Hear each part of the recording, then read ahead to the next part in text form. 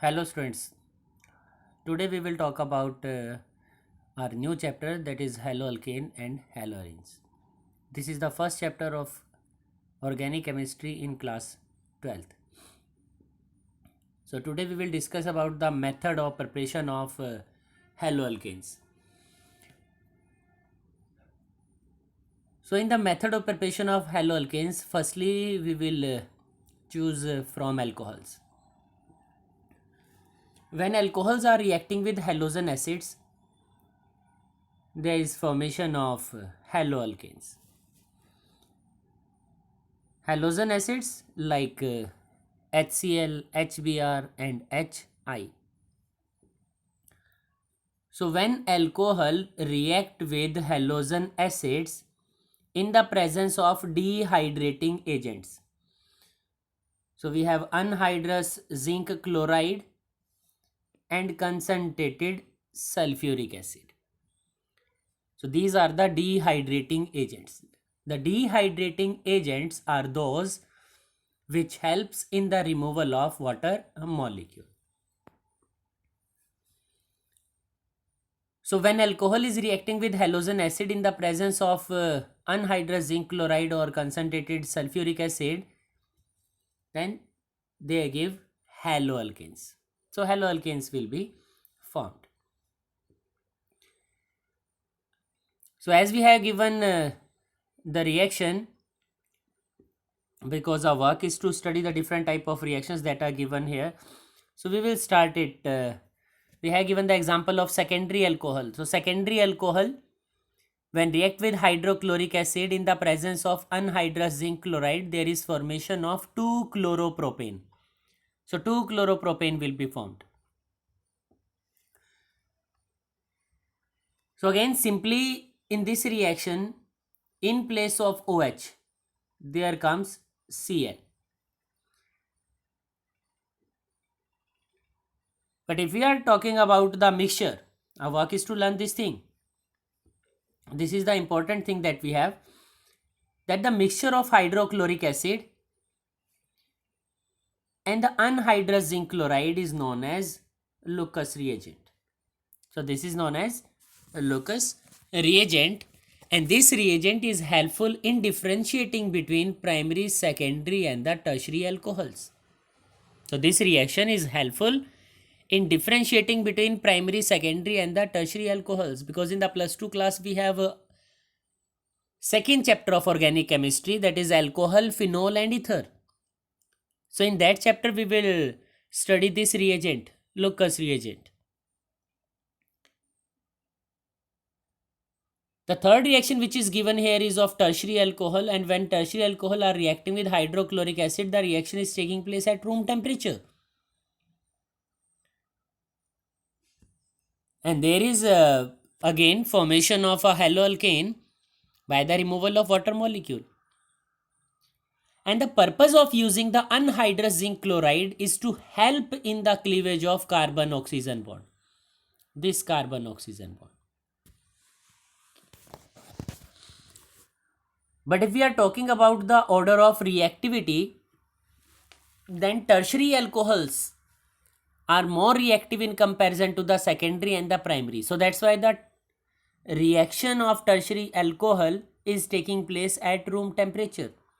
While for the secondary and the primary alcohol, the reaction will take place in the presence of anhydrous zinc chloride. So this is a learning.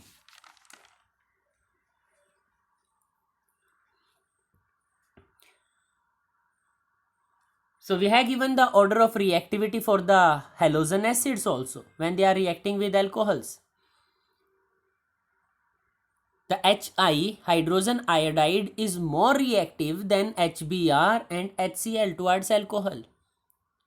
And same we have given the order for the alcohol also, that tertiary alcohols are more reactive than secondary alcohols and the primary alcohols. If we talk about the reaction that we studied, then the reactions are known as nucleophilic substitution reactions. These reactions are known as nucleophilic substitution reaction, because in the reaction in place of OH there comes halide. So the halide ion will behave as a nucleophile and it attacks the protonated alcohol molecule with the removal of water. So here the mechanism is given that alcohol, on the oxygen we have two lone pairs, and from the halogen acid there comes H positive. So when the lone pair will attack on the H positive, there is formation of a protonated alcohol. And when the nucleophile will attack on the R group, on the alkyl group, the breakage of the bond will take place. Oxygen will take its bond pair, and because of this there is formation of Rx and the removal of water molecule. So the reactions in alcohol to haloalkane are taking place according to this mechanism. And when alcohol react with HCl and the zinc chloride, the formation of alcohol is take place, and this process is known as the Groves process. The process is known as Groves process. So work is to learn these things. After that, the point that we have to learn, the primary alcohols follow SN2 mechanism. The primary alcohols are following the SN2 mechanism, while the secondary and the tertiary alcohols follow SN1 mechanism. The reason behind this is, in case of secondary and the tertiary alcohol, there will be formation of more stable carbocation. So that's why the SN1 reaction is taking place. While in the case of primary alcohol, the product will form according to the SN2 mechanism. If we go for the next reactions that are of bromoalkanes, for the formation of bromoalkanes, then these are prepared by refluxing the alcohol with HBr in the presence of concentrated sulfuric acid. In the refluxing, we are using condenser where we have water inlet, water outlet, and the condenser is used to condense the vapors of the liquid. So we have alcohol when this is reacting with HBr in the presence of concentrated sulfuric acid. Again, there is formation of a bromoalkane and removal of water. Because we have sulfuric acid, and sulfuric acid we said it is acting as a dehydrating agent. The laboratory method for the preparation of bromoalkane is again from the alcohol, but this time we will use the KBr and sulfuric acid mixture. So when potassium bromide and sulfuric acid are heated with one another, there will be formation of bromoalkane with the formation of some byproducts. But KBr and the H2SO4 will not be used. This is the important point that we have to learn. The KBr and the H2SO4 will not be used with secondary and the tertiary alcohol. The reason behind this is due to the dehydration reaction may take place, and this will form alkene. So if the dehydration reaction is taking place, this will lead to the formation of alkene. There will be formation of bromoalkane, but the yield is very less. So because the yield is very less, so that's why the alkene will be a major product. So that's why the KBr and the sulfuric acid will not be used with secondary and the tertiary alcohols. So always when we will do the conversion reaction, our work is to learn this thing.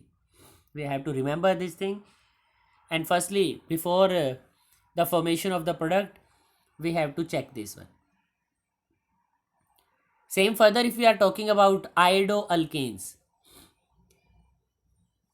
These are also prepared by refluxing the alcohol with HI or by heating the alcohol with Ki in the presence of phosphoric acid, H3PO4. Generally, the reaction of iodine are reversible in nature, and the reactions are taking place in the presence of oxidizing agents. So alcohols with HI after refluxing gives iodoalkane by the removal of water molecule. Or we can use the mixture of Ki and the phosphoric acid. Again it will form iodoalkane with the formation of a byproduct. The name is written potassium dihydrogen phosphate. So further if we are talk about different other reactions, then we have action of phosphorus halides on the alcohols. So if we want to form a chloro product, a chloroalkane we want to form, then we can use PCl3 as well as PCl5 with alcohol. Again the reactant will remain the same. It is alcohol. So if the reaction is taking place with PCl3 or PCl5, there will be formation of chloroalkane, but with PCl3 the removal of phosphorus acid is there, while in the case of PCl5 the phosphorus oxychloride will be formed by the removal of acid. But in case of organic reactions that we have to give in the conversion reaction, the main product is the important one. So work is to learn these products.